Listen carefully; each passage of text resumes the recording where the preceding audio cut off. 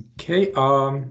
If not, then I will start our lecture. And actually, on Monday we have made a brief introduction about the rigid pavement, and we know the difference between the rigid pavement and the flexible pavement, which is majorly caused by the materials we applied for the surface layers.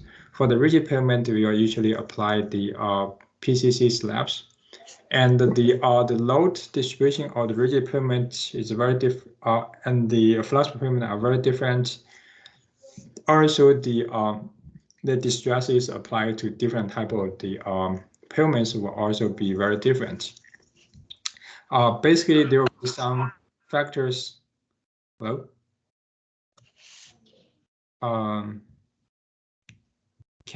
Is there any? Oh, I guess I'm still sharing this one. Okay, so basically there will be a lot of factors which will determine the stress applied for the rigid pavement, including the load, the changes in the temperature, the moisture, and changes in the volumes of the base and sub-base materials. And there are also some drawbacks about the rigid pavement. Is one of the critical issues about the permanent deformation of the supporting medians, which would be the lower layers. This kind of deformation can easily cause the distress to the flexible pavement. And also, if there are some cracks about the slab, then probably we need to think about replacing the whole slab. Otherwise, the performance of the pavement will reduce dramatically, and also it will damage the lower layers, the subbase layer and the subgrade. For regarding to the stress applied to the PCC slabs, there are some difference between the rigid pavement and the PCC slabs. Usually, if we consider the load applied to the pavement structure for the especially for the slab, you're gonna observe the tension applied at the bottom of the slab, and there will be you will have some deflections about the whole slabs, and you will observe the curve, the downward curvature for the whole slab. This happens for the load from the traffic. But also, we will observe some similar effect when due to the temperature, the daytime and nighttime temperature will be very different, and it will also cause the curling or the warping effect to the PCC slab. If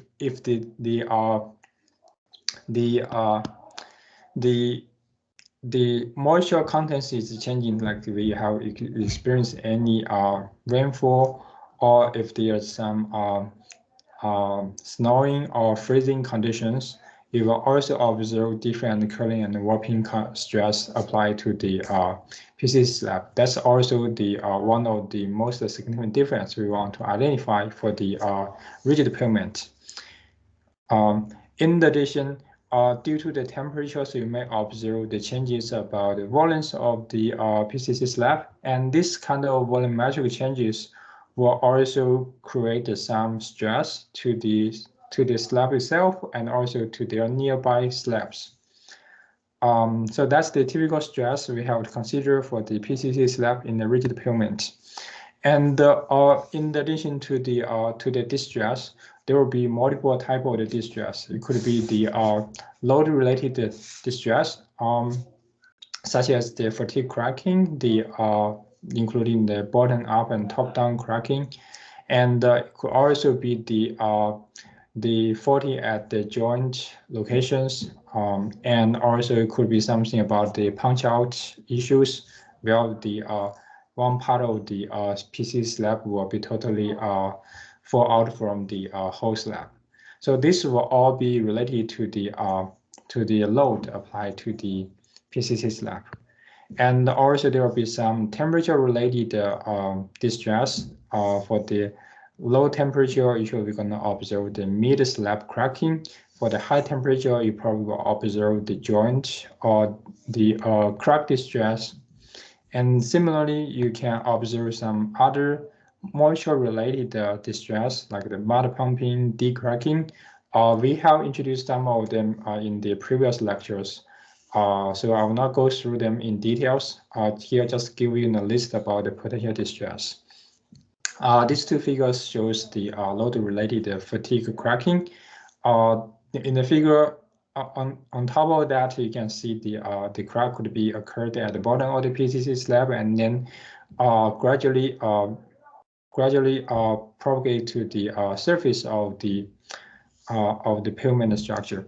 And for the moisture related, that could be the faulting or the mud pumping. We have analyzed the generation mechanisms of the mud pumping in the previous lectures, so I will just skip that. But you have to know that this is one of the common common distress applied to the rigid pavement, and it's also one of the major source of the failures for the rigid pavement. And the punch out is a little bit different. It's usually occurred at the whole slab, and it will, due to the load, it will part of the slab will be fall out from the whole pavement, rigid pavement structure. And this is usually due to the weak support at the base or the sub-base layer. And with that, we need to think about how to reinforce the PCC slabs, or how we can make the the sub-base layer or the rigid subgrade layer to be stronger. And another type is the durability cracking. This one will usually be observed at the joint of the two different PCC slabs. You will observe a lot of cracks occurs at the edges and also the corners of the PCC slab. And it could be very severe, it could be something moderate, it could be something minor, but those will all cause some issues, especially when there's no rainfall and the water can easily enter in the bottom layers and further reduce the performance of the pavement structure. And of course, this kind of crackings will also reduce the smoothness of the pavement surface and reduce the comfortness of the drivers who is using the road. So those would be the typical distress applied to the rigid pavement. And in this topic, we want to focus on analysis about the stress and strain applied to the rigid pavement, which will majorly about the stress and strain applied to the PCC slabs. And we want to identify the values, and if those values exceed the threshold, we may observe the cracks or observe any other type of distress to the rigid pavement. Generally, for the stress analysis of the rigid pavement, we have to consider the Portland cement concrete. And for the properties of the PCC slabs, we usually have two different assumptions. We could either assume that the PCC slab is linearly elastic, or we can assume that they are linearly thermoelastic, which means that the properties of the slab is changing with respect to the temperatures. And for the layers, the base and the sub-base layers, we also assume they are linearly elastic. But in addition, sometimes we're going to assume that the base layer, the sub-base and subgrade layer, we don't need to really care about their property or the stress strain applied to them a lot in the analysis of the PCC rigid pavement. Instead, we will just consider them as the WINKLER springs, and with that we can apply the beam reactions to analyze the stress and strain applied to the PCC slab. So this is one of the most important difference that we have to consider for the rigid pavement instead of the flexible pavement. And before we go to the analysis of the stress and strain for the rigid pavement, we have to recall our previous introduction about the coefficient of the subgrade reactions. We have go through this one. Here we assume that the slab is performed as a beam if you apply the load to one side or at any locations of the slab. You will observe the displacement, and the relationship between the displacement and the load it's determined by the coefficient, which is called the coefficient of the subgrade reaction.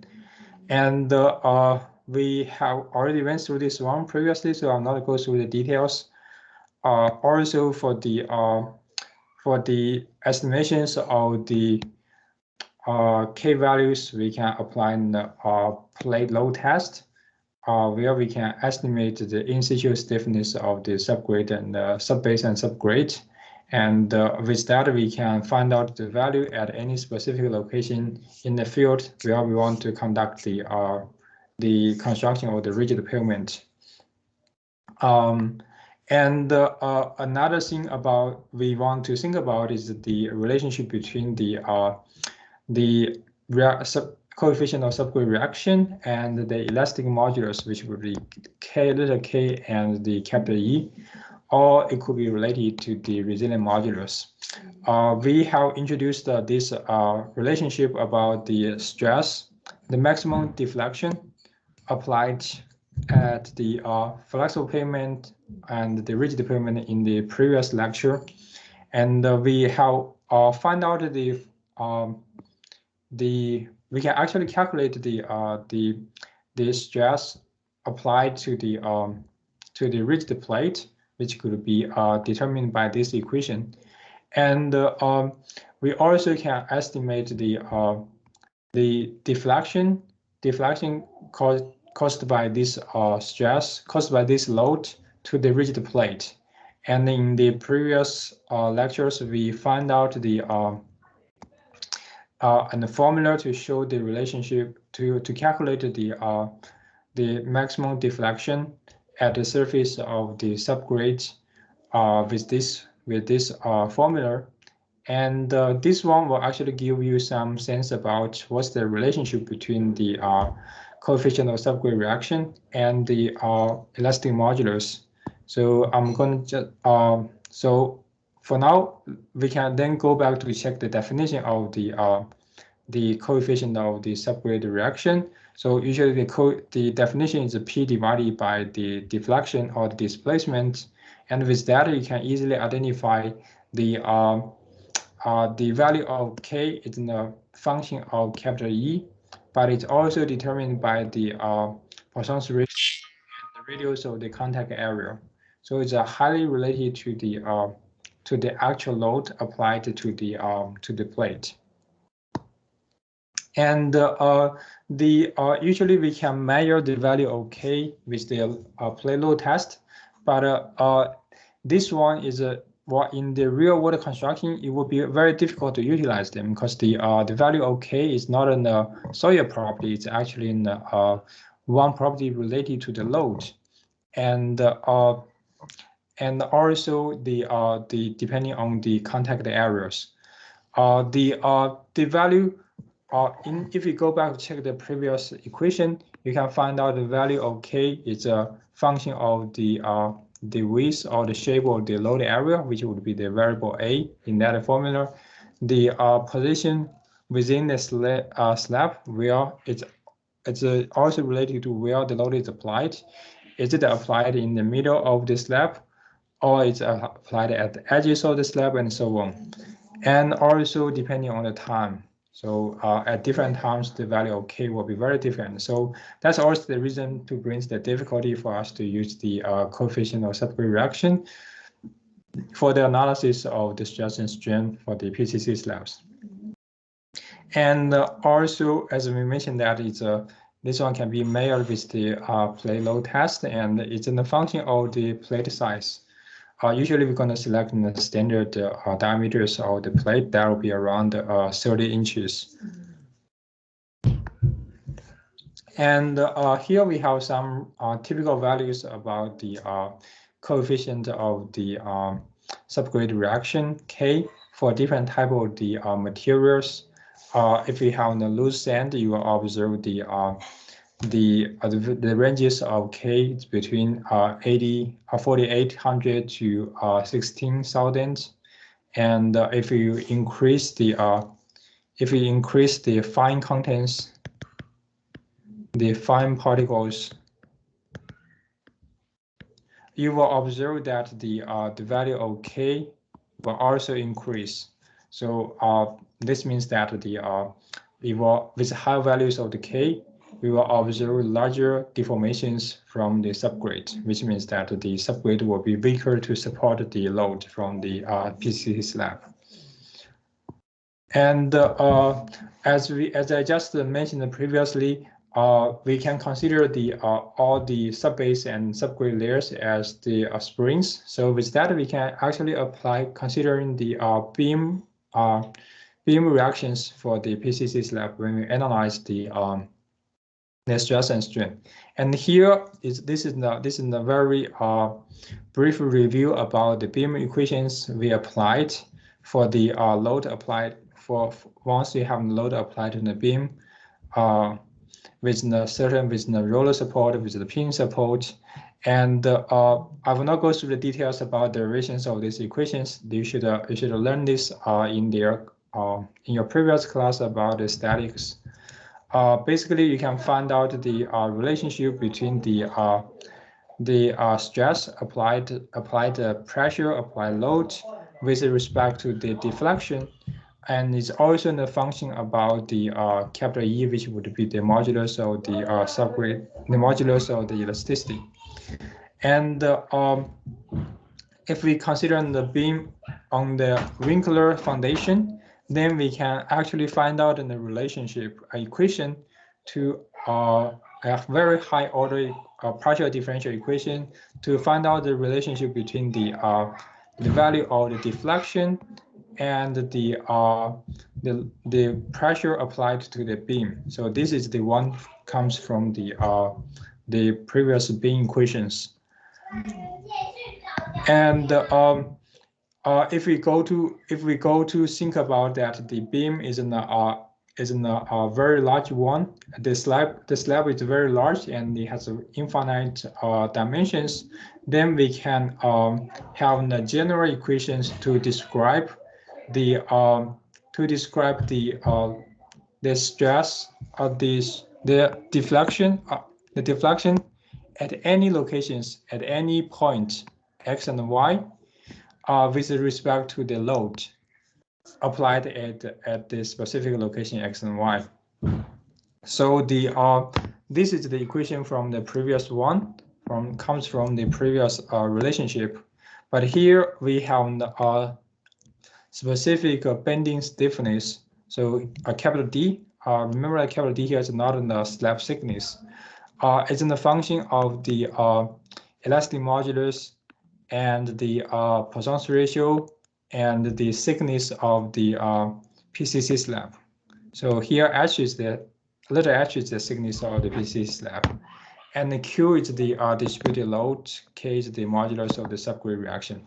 And with this equation, you will be able to find out the deflections at any locations in the PCC slab, given the pressure applied at the any locations in this slab. And well, the partial differential equation is also very complicated, but luckily from the literature, from the existing study, we find out in the closed form formulas about the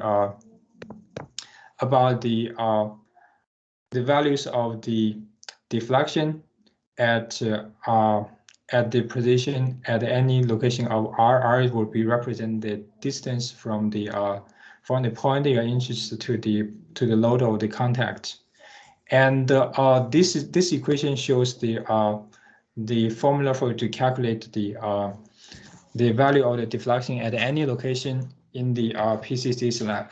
And in this equation, Z3 is the special mass function which will be related to two variables R and L, and I'm going to give you more detailed definition about R and L. So here L is defined as the radius of the relative stiffness is determined by a very complicated formula. And if we want to simplify it, it could be 1 over beta. But this formula shows the estimation of R with respect to the modulus of elasticity, the coefficient of subgroup reaction, thickness of the PCC slab, and the Poisson's ratio. Usually for the interaction distance, like we will only consider this one will shows the R will related to how large you want to at which region you want to consider. Usually, if we have the load applied at the point A, and we only consider the region. We only consider the region with the radius of about 2 times L. In this circle, we will observe the significant deflection. But for those for the areas outside this circle, we will usually can ignore the impact from the load. And so that's the definitions of radius about the relative stiffness. And of course, and R will be related to the distance from the point. So this is A, and this is B. So the distance from the point you want to measure to the distance where the load is applied, to the point where the load is applied. So that will be the formulas, the theoretical formulas for us to estimate the deflection at any point of the PCC slab given the distributed load and the point load. And as I mentioned previously, we also want to identify the effect of the temperatures. These the figure below will shows the effect of the temperature to the shape, to the stress of the PCC slab.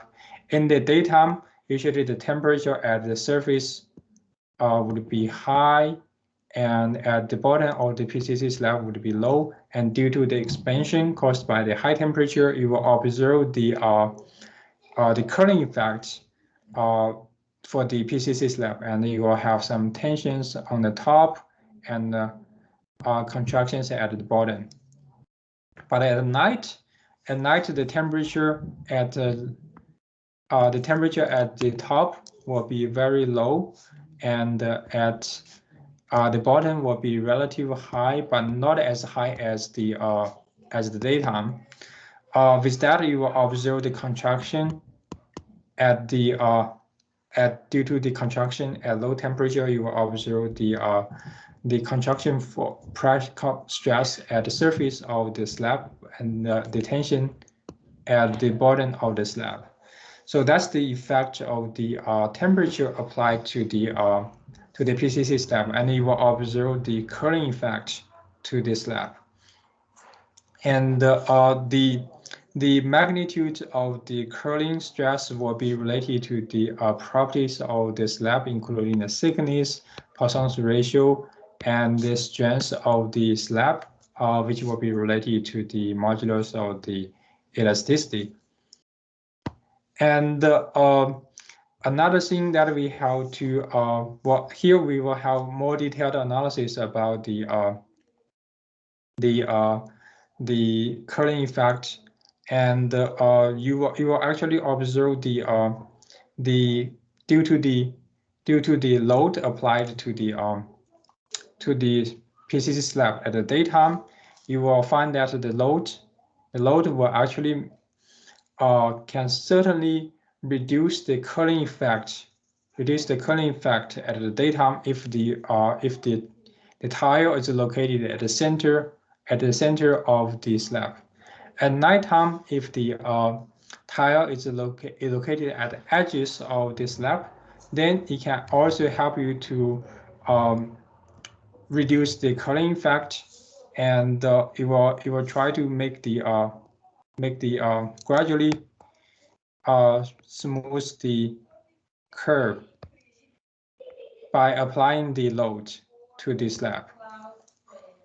So this is also some of the important things we have to consider.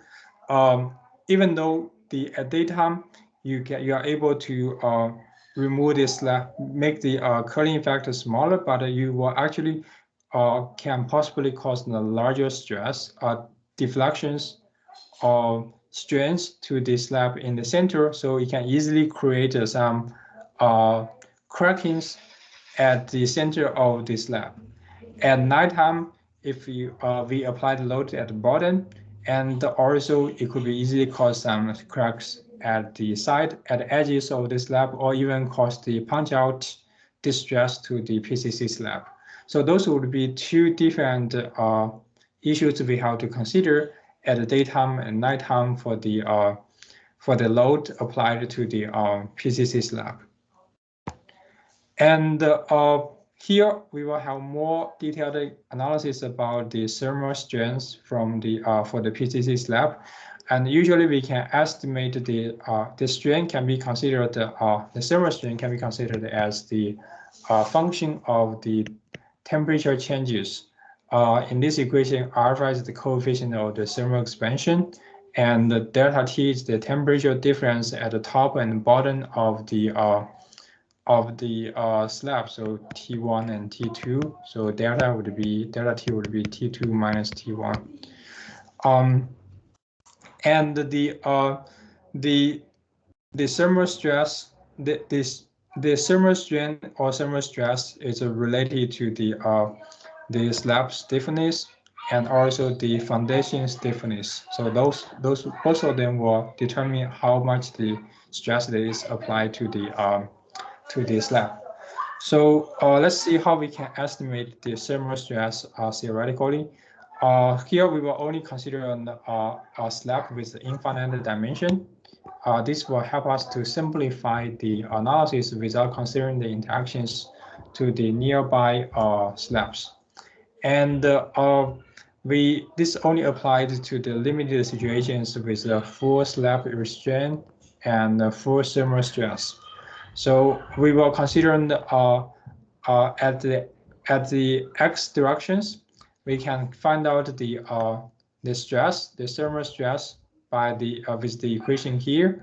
So basically, sigma x will be the value of capital E times the epsilon x, which would be the epsilon x is the thermal strain, and then you can also find out the relationship between the thermal stress and thermal strain with and also the relationship with respect to the temperature. And similarly, you can find out the value at the y directions. For the y directions, it's actually related to the Poisson's ratio. So if you have the stress at one x direction, for the stress for the strain at the y direction, that will be v times epsilon y. So usually epsilon x equal to v times epsilon y. So that's where we're gonna how we can find out the thermal stress at the y direction. For the combined x and y direction, we can find out the thermal stress with the both x and y direction as E times alpha times delta T divided by 2 times 1 minus mu. So this is the combined effect at both x and the y directions for the stress, the thermal stress. And if we have the finite slab, well, we know the length and width of the slab, then the calculation will be different. These two equations shows the stress at the thermal stress at the x and y directions, and also here is the radius of the thermal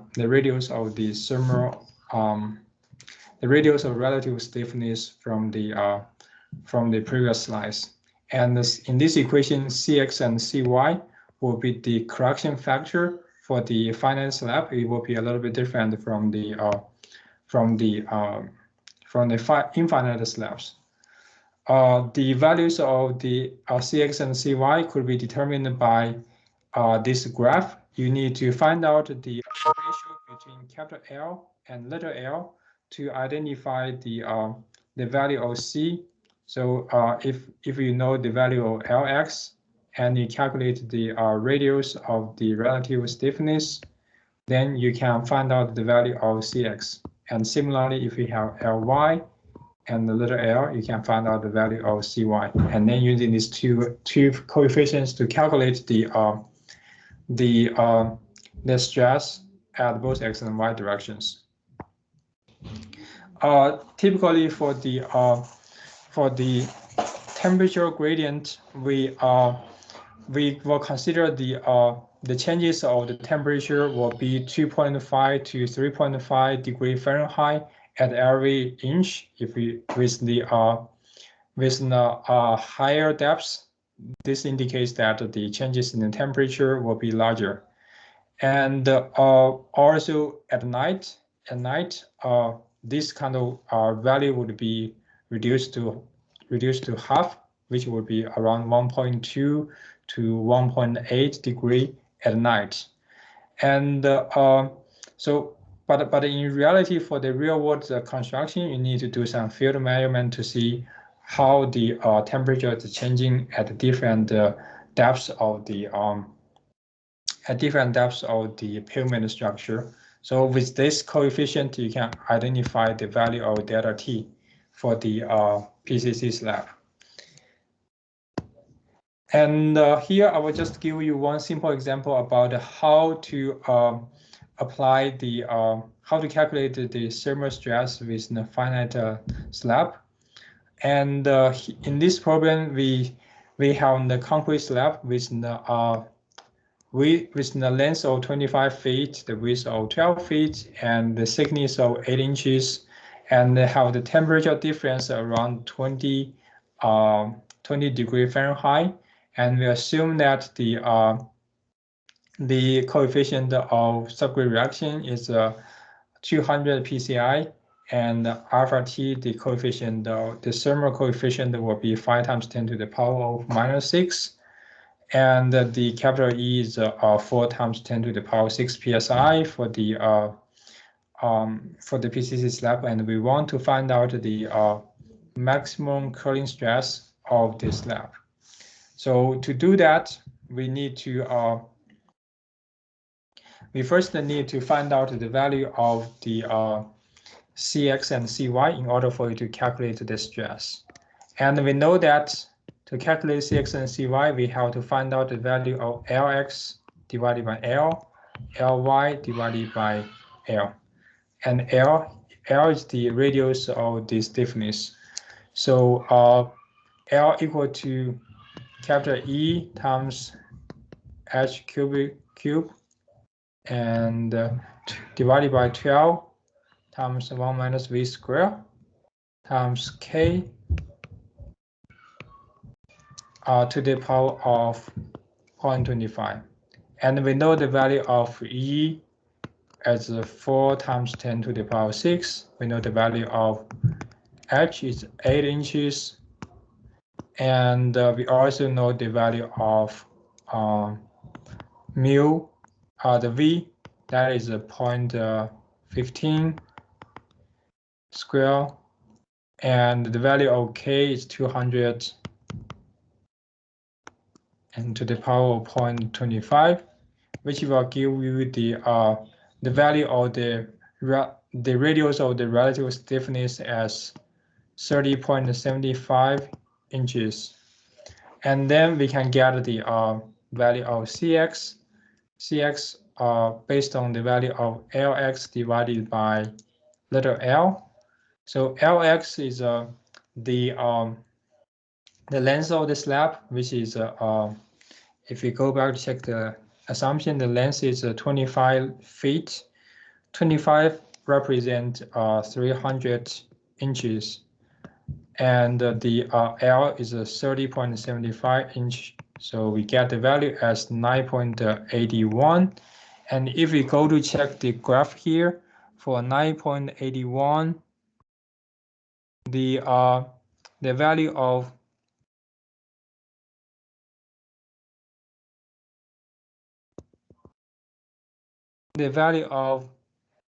CX will be approximately 1.07. So what we get, the value of CX is 1.07, and you can apply the similar process to find out the value of CY.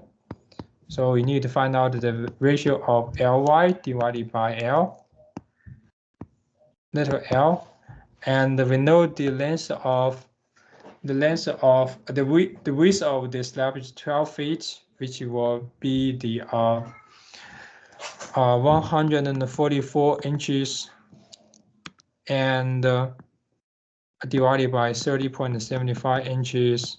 That one give you the value as 4.71. And again, you can go to this graph to find out the value of CY. That is 0.63. So that's the first part about the calculation of CX and CY. And then we can calculate the value of sigma X, which would be E times alpha times delta T divided by 2 times 1 minus V squared, CX plus V times CY. Here we know E is 4 times 10 to the power of 6. Alpha is the coefficient of the temperature, which is 5 times 10 to the power of minus 6. And delta T is 20 degree, and V is 0.15. We also know the value of CX and CY. So with that, we can get the value of the thermal stress as 238 psi. Similarly, you can apply the same procedure to find out the value of sigma y. So I will not go through the details. You just apply the equation in the previous slides. With that, you can get the value of sigma y. You can actually try to check how to do the calculation after the class by yourself. So with that, I finished the note 21. Do you have any questions?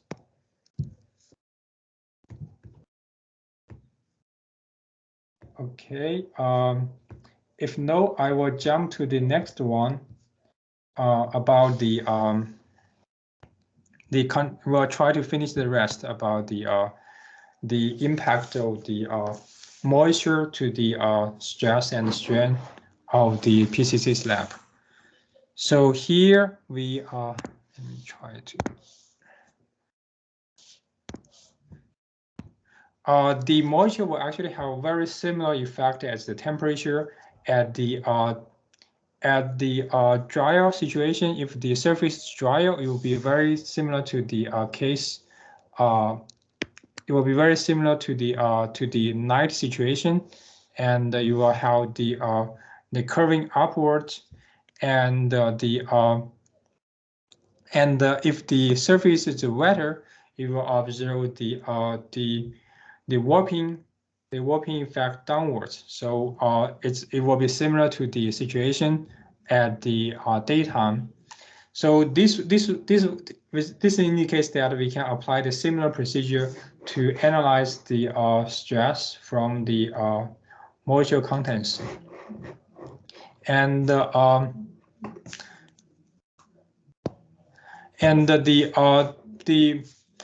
usually for the analysis of the or for the severity of the warping effect from the moisture, we need to think about the moisture gradient through the thickness. Usually the moisture contents at different depths of the pavement will be different, and there will be a similar thing, similar concept like the thermal gradient. The moisture gradient can also be applied for the estimation of the moisture stress to the PCC slab. But in general, this kind of gradient is very hard to estimate because the at daytime, nighttime, it's very different, and at different seasons, it will also be very different. So it's very hard for us to really find out the formula to identify the actual effects of the moisture contents to the moisture contents to the stress of the rigid pavement. And considering the rapid changing of the moisture contents, we should say that the moisture stress will have little effect on the fatigue life. It will have the cyclic effect to the stress and strain of the rigid pavement all the time. And usually the warping will reduce the tensile strain at the bottom of the slab, and this means that we can actually neglect the conservative effect to the PCC slab. And due to the difficulty of or the complexity of the moisture contents to the PCC slab, for now most of the pavement design will ignore the impact from the moisture contents, especially for the rigid pavement design. We will consider some average effect instead of the detailed stress and strain. Okay, just a moment. Let me try. Looks like there's some issue about my computer. I will quickly adjust it.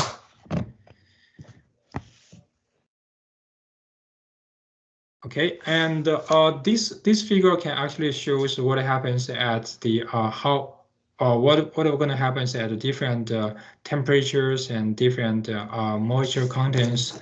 So you can see that for the tension at the bottom of the slab, if we have the load applied, you will definitely observe the higher tensions. With a higher load, you will observe higher tensions. But for the curling stress, due to the temperature at the daytime, you will have the increased tension at the slab bottom, but at nighttime, you will have the reduced values. For the warping effect, it's different. At the dry situation, doesn't matter. It does not have any effect to the stress to tension at the bottom. But at the wetter situation, you will observe the reductions about the tension applied at the bottom of the PCC slab. So if we combine all of them together, you will observe the combined effect to the stress at the bottom of the slab, which will include the load, the temperature, and the moisture contents, and you can all clearly see the difference. The ratios, this difference will be caused by the temperature at day and night time. So for the combined stress, we may need to add on the subject from the loading stress so that we can design the thickness of the PCC slab more appropriately. And for the warping stress, we usually don't consider them in the design. The warping stress from the moisture contents. For the curling stress from the temperature, it's controversial to include in the design, so it will actually help you to reduce the stress or maintain the stress at a certain level. And we can actually apply the joints and steels to relieve the impact of the curling stress, so that if there's any reinforcement in the PCC slab, the impact from temperature can be minimized.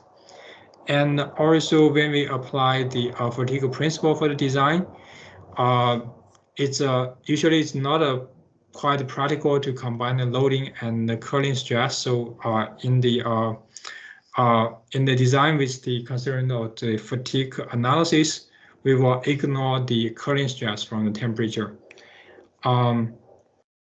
So instead of put all the stress together, what we do is like we will just consider the stress from the loading, and then after we design the pavement, we will then analyze the curling effect separately and then put them together.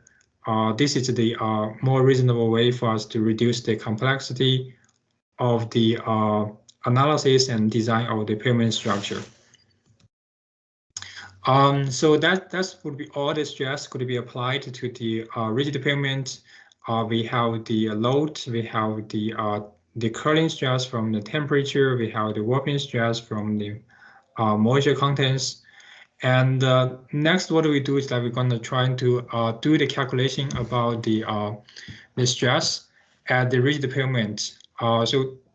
Generally, there will be three types of the method could be applied. The first one is called the closed form solutions, which usually comes from the WESTERGAARD's method. With that, we can have the function to calculate the stress, strain, and deflection applied to the PCC slab. We can also apply some influence charge or the infinite element method to do the calculation. But in this lecture, we will only focus on the first one about the WESTERGAARD method. There will be some assumptions about the WESTERGAARD method. So we assume that the slab is very large and it's fully supported by the subgrade.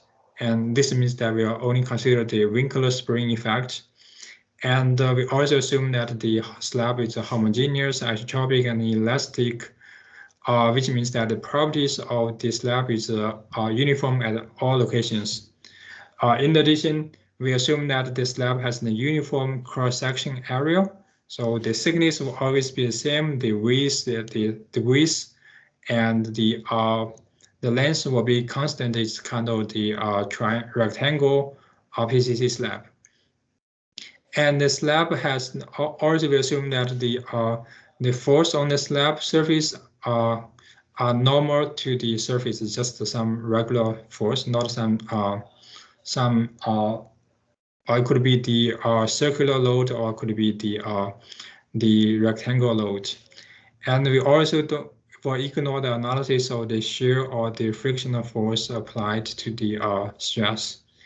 And the deformation within the elements will be normal to the slab surface, which this is quite normal, quite common. But we will not consider the deformation of the slab. Instead, we only consider the displacement deflection at the surface layer.